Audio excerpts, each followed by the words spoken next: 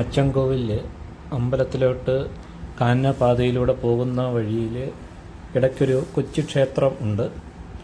ആ ചെറിയൊരു ദേവീക്ഷേത്രവും അതിനോട് ചേർന്ന് ഒരു വെള്ളച്ചാട്ടവും ഒക്കെയുള്ള ആ ഒരു വീഡിയോ ആണ് നിങ്ങളിവിടെ കാണുന്നത്. അച്ചൻകോവിൽ വനപാതയിലൂടെ അച്ചൻകോവിൽ ക്ഷേത്രത്തിലേക്ക് പോകുന്ന വഴി ഒരു ചെറിയൊരു ദേവീക്ഷേത്രവും അതിനോട് ചേർന്ന് തന്നെ ഒരു ചെറിയൊരു വെള്ളച്ചാട്ടവും.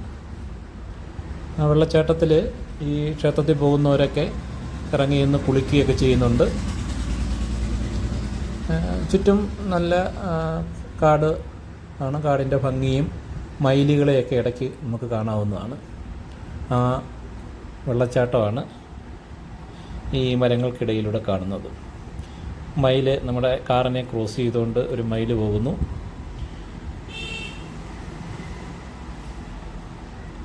കുറച്ചങ്ങോട്ട് പോകുമ്പോൾ നമുക്ക് ഇറങ്ങി വളരെ നിരപ്പായ ഒരു സ്ഥലത്ത് ഇറങ്ങി കുളിക്കാനുമൊക്കെ കാണാൻ പറ്റുന്ന വിധത്തിൽ അച്ചൻകോവിൽ ആറ് വളരെ വളരെ ഭംഗിയുള്ള ഒരു സ്ഥലമാണ്.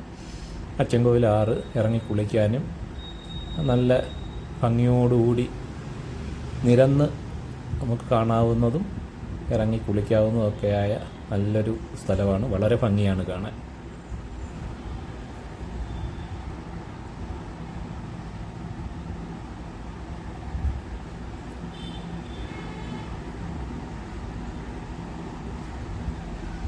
സാമാന്യം നല്ല ഒഴുക്കുള്ള സമയമായിരുന്നു.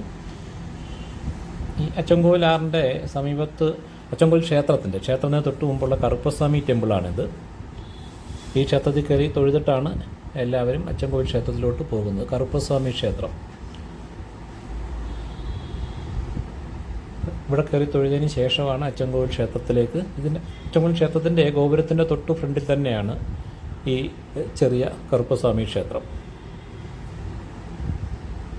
ക്ഷേത്രത്തിൻ്റെ ഉൾവശമാണിത്. ക്ഷേത്രത്തിൻ്റെ വഞ്ചിയാണ്, അച്ചൻകോവിൽ ക്ഷേത്രത്തിൻ്റെ വഞ്ചിയാണ് ക്ഷേത്ര ഗോപുരം. ഈ ക്ഷേത്രത്തിൻ്റെ മുന്നിൽ മനോഹരമായൊരു ഗോപുരമുണ്ട്. ഈ ഗോപുരം കടന്നാണ് അച്ചൻകോവിൽ ക്ഷേത്രത്തിലേക്ക് പ്രവേശിക്കുന്നത്.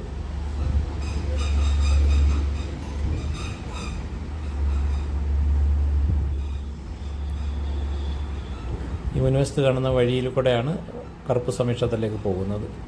ക്ഷേത്രത്തിന് മുമ്പിലത്തെ പാർക്കിങ്ങാണ്. ഇവിടെ വാഹനം ഇട്ടിട്ട് നമുക്ക് സ്റ്റെപ്പ് കയറി മുകളിൽ ക്ഷേത്രത്തിലേക്ക് പ്രവേശിക്കാം. ക്ഷേത്രത്തിലേക്കുള്ള സ്റ്റെപ്പുകളാണ് അവിടെ കണ്ടത്. ഈ സ്റ്റെപ്പുകളിലൂടെ കയറി മുകളിൽ ക്ഷേത്രത്തിലേക്ക് പ്രവേശിക്കാം. അച്ചൻകോവിൽ ക്ഷേത്രത്തിൻ്റെ ധർമ്മശാസ്താ ക്ഷേത്രത്തിൻ്റെ മുൻവശമാണ്.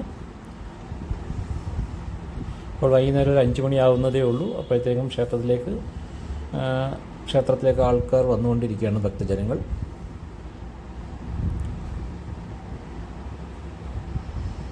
അവിടെ കണ്ടത് കൂടുതലും അന്യസംസ്ഥാന ഭക്തരാണ്, മലയാളികളേക്കാൾ കൂടുതൽ.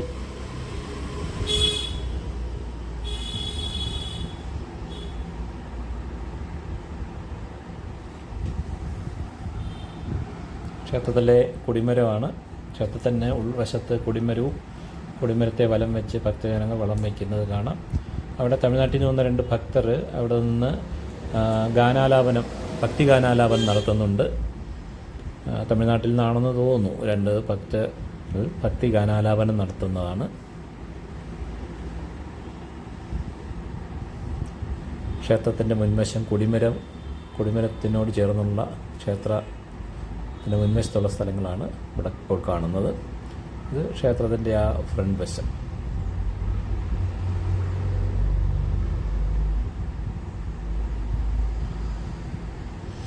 സ്വാമി ശരണം, സ്വാമിയേ ശരണമയ്യപ്പ.